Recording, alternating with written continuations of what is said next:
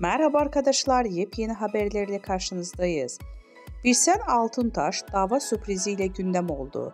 Elçin Sango'ya cevabı gecikmedi. Birsen Altuntaş ile Elçin Sango arasında gelirim.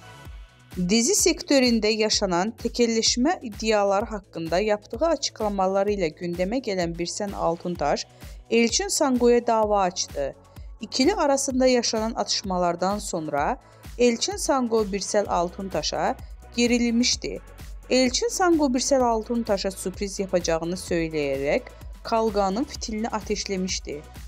Daha sonra belgelerle konuşan Elçin Sango bu durum üzerine iki sürpriz daha yaptı. Sosyal medya hesabından Altuntaş'a dava açtığını duyurdu.